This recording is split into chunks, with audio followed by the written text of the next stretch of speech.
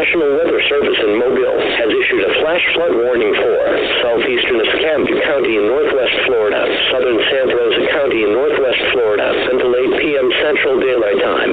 At 1:56 p.m. Central Daylight Time, emergency management officials reported life-threatening flash flooding over the warned area.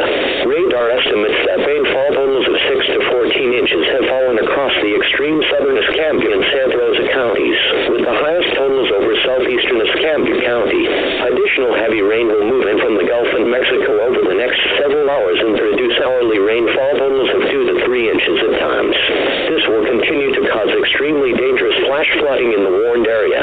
This is a flash flood emergency for the entire warned area. Local law enforcement and first responders are conducting water rescues in the Warrington, Myrtle Grove, and Perdido Park areas. In addition, water is moving into homes in Gulf Breeze at Circle Drive and Dramblewood Drive. This is an extreme event, not a typical flash flood. Locations impacted include Pensacola, Tiger Point, Pea Ridge, Gulf Breeze, Midway, Garson Point, Florida Town, East Milton, Dickerson City. This is a very dangerous and life-threatening flooding situation. You should not attempt to travel. Stay home unless you are forced to evacuate to higher ground. A flash flood warning means flooding is imminent or occurring.